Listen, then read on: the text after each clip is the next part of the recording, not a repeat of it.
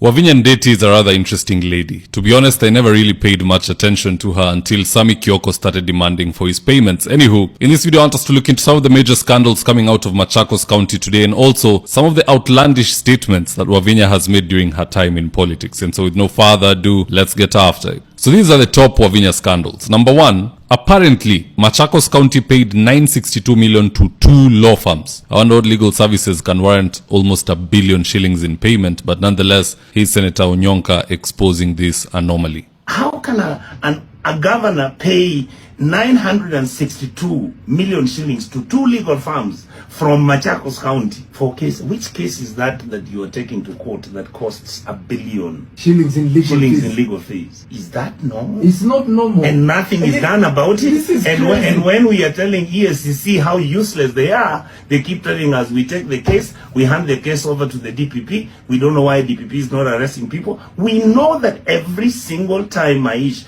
if today I reported you to ESCC that you've done something illegal or you are culpable, the next thing they do is that you have to look for money, you put it in a briefcase, and you deliver the cash. Those law firms, in my opinion, should be audited. Because riddle me this, how is a law firm getting 962 million? For you to justify receiving 962 million in legal payments, you should be dealing with a legal matter that touches on finances to the tune of $1 trillion, or at least 500 billion thereabout. Then we can look at the gravity of the matter and the scope of the finances in question and what you're paid, and we can say yes. Kama deal ni ya 1 million, kawaida wakili atapewa 4%, that is 40 thereabout. If we are talking about $1 billion, they can walk away with a few millions. 962 million. And it's the same joke that was perpetrated in Nairobi County, where some law firm was paid so much money under NMS. Na hii ndo mchezo inaletwa pale Machakos. Number 2, apparently gunia ya 200 shillings in Machakos has become 2,400. Just listen to this gentleman exposing the anomaly.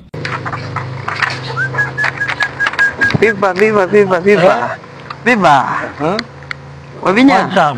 One time. Hata ukituleta kwa chini wewe Genz mwambie vizuri. Tumekulipa, hii pesa tumekulipa uende utengeneze stima nayo. Yes. Tumesikia stima ya drive imekatwa kwa ofisi za county. Yes. Hizi ofisi zote hazina stima. Yes. Hizi pesa mkiokota mnapeleka wapi? Yes. Enda kwanza restore stima, uache kusumbua watu. Na dispensary ya Katani haifanyi. Na madawa tumekulipa, hii pesa ndio ulipa hapa uweke pesa usipende dawa. Yes. Hizi pesa ukiokota unapeleka wapi? Yes. Kwa hiyo sisi tumekulipa uende upatie watu wa Machakos services. Yes.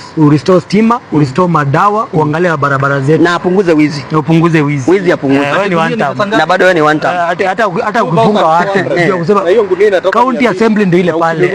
Unauziwa na 150. County assembly ndio ile pale ndio walisema gunia ilikuwa 2400. Lakini sisi tumeenda kwa agrovet na tumeenda kwa hizo manini store nini. Tukapata pesa ngapi? Tumepata ni 200 gunia. 200. Shame on you. Shame on you. We need to get rid of county governments. Counties are the most useless entities in Kenya, especially where a foolish governor is involved. Because otherwise tukiendelea hivi without addressing this juggernaut called county governments, sooner or later Uganda will catch up and defeat us. We cannot talk about Tanzania because, just like Ruto said, hata mambo ya democracy hawajaanza. They are still sleeping. But Uganda is on its way. That is why Museveni alishinda kura na 57. It's a fictitious 57%, but at least wanaiba na akili kidogo, si ile ya 90. So our neighbors are playing catch up, and us, we are degrading the little democracy we have managed to get through county governments. National government inapeleka inchi hivi, county government inapeleka the opposite direction. And ESCC does nothing, as you've seen Onyonka complain about. Now on to the top outlandish statements from Wavinya. Top of the top, kando na ile ndwele sipite. Wavinya asked us if matiti yake iko na maziwa ya kutosha. Just listen into this. Kuna mtu ako na jambo. Sasa, mnafikiria mama anaweza tu kuja hapa hivi. Si lazima watoto wanyonye. Sasa mkiangalia matiti yangu iko na maziwa ama haina. Na kama hiyo maziwa iko, usiafinye tu kidogo Kioko apate ile maziwa yake ya 19 million, or must he also open a law firm ndo pesa itoke haraka. Number 2, she went to the Senate where she started reading her own oath. Paka the ranking member akashanga huyu anasoma nini. Just listening to this. Governor, which oath did you read? Are you reading an oath in your mind, or the oath that is, I do not think else appears? Read it verbatim. Some leaders just can't beat the reading allegations. In fact, it should be a law that all leaders should read their oaths publicly without being access to the text beforehand. Ndio tujue mtu amesoma na mwenye hajasoma kwa haraka. Anywho, since then I've come across an audio whereby Kalonzo Musyoka is saying that he has talked to Wavinya and she has agreed to go one term. Here's the tape. Wavinya has agreed, this should go on the record, that she's going to run for only one term. And I will convince all the other members of this party that in 2027, because of this sacrificial act of Mheshimiwa Patrick Makau, he runs as the Wiper governor for Machakos. If at all that's not a doctored audio, and it does sound legit, then I think Kalonzo knows his weaklings, that nikitembea na huyu italeta aibu siku moja. So he has negotiated a one-term settlement ili watu watoke warudi kwa shughuli zao za kibinafsi, serikali iongozwe na watu ambao wanajielewa. And if that's Kalonzo's stance, then kudos to him. He seems to be a leader who knows his stuff. Anywho, Wavinya Ndeti has been ignoring this issue. She's constantly posting her own issues on X and her social platforms. Ongelei ya kioko. If you want to know that UDA is a great champion at sponsoring fools, just listening to what their Malava candidate Ndakwa was explaining to his constituents. Mimi nitahakisha wamama wote wenye ni wajane, mimi ndio bwana yao.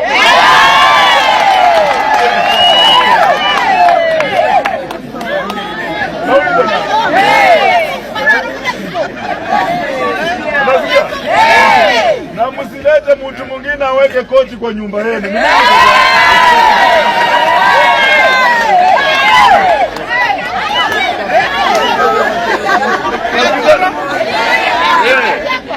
Hao mama ambao wanashangilia, they'll tell us wanataka barabara ama polygamy, which is which. There are certain speeches mtu akitoa anafaa afurushwe because it's nonsense. Don't celebrate idiocy. Western kuna kazi mingi inafaa ifanywe huko na sijui nani ataifanya. There's a guy on social media who's good at marketing Kasongo's character, as you can see in this image.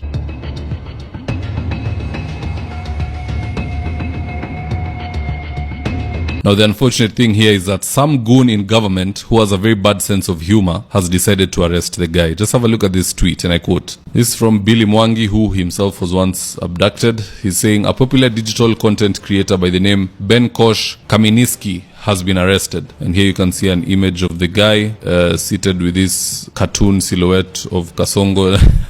And the interesting thing ni shati ya Kasongo hapa nyuma imeandikwa I must go. Alafu they are parting the waters like Moses. This is just comedy bana. Kama una arrest mtu juu ya hii, hata wewe ni mtu bure sana. Oh, and the other symbolic thing that I'm reading in this image, kuna sahani ambayo wanafaa kuwa wakikula msosi pale, either fish, kuku, something, but the story is putting across is that huyu jamaa amekula amemaliza treasury, amekula kila kitu ambayo ni ya kukula, hata kwa meza hakuna kitu ya kukula tena. He is a consumer, a bottomless pit, a black hole in the cosmos. And that is why unaona hata ile rangi imepakwa pale kwa hii silhouette ni nyeusi tititi. Whoever arrested that young man should free him, aendelee na kazi mzuri anayofanya. It's innocent comedy, don't get petty. The Odingas have officially refused to engage in Tangatanga's tribalism and or obvious attempts to isolate the mountain. How so? Mama Aida literally wore the Agikuyu attire while receiving an envoy from Eldoret. Just have a look at this image.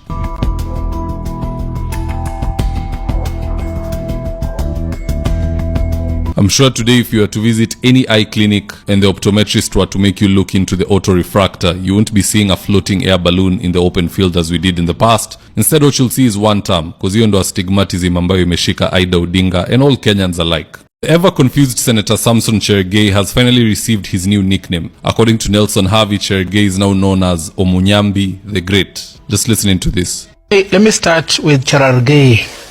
You know, where I come from, the king and the chief is not permitted to fart. In the likely event that he farts, there is always a gentleman by the name Omunyambi, the king's exhauster, who takes responsibility and liability for the king's fart. That is the misfortunate title that Cherargei has been given in the king's court. So he should not be dismissed. I think the king is farting. Now, for those who are not in the know, Cherargei said that Uganda and Tanzania should squeeze misbehaving Kenyans and then release them to Kenya for further punishment. Just listening to Omunyambi the Great farting without breaks. I want to ask President Museveni and President Samia Suluhu Hassan, if you get any busy bodies activists who want to destabilize the sovereignty and the peace and tranquility of your country, finya hawa, warudishe nyumbani tuwamalizie. Mtu atuitie exhauster ili tuweze kutoa hiyo uchafu kwa Senate. What Omunyambi is saying is not correct. My dear Kenyans, we are at a turning point in our history. And I call upon you all to participate with I and we in Safina in taking Kenya through the next phase of our liberation called economic liberation.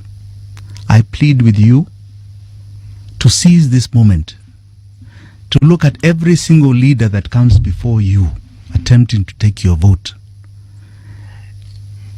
to articulate to you the issues of your life, the issues of the day in Kenya. This is a moment for you to change history. It is our moment as a country. It was started by Genz, and we must complete this journey of liberating Kenya from the shackles of what was created in 1920 by the colonialist. You must arm yourself with that voter's card. You must participate in an election that answers your question when you X the box. It must be you you're voting for, not Jimmy, not whoever else. It is you yourself you're voting for. Your question must be answered when you're Xing that box. And that question can only be the next phase of our liberation, which is the economic. Join us in that liberation. Mido nacheza mdhamini si nakaona dai moshi tazivuta vuta limit ya fuliza imeongezeka nikoma neza shika jag na kanudu sie nacheza kiroro neza fika soko turirime mdagi meditation naki shusha kibandaski cha podonde neza rada nama vuta izoma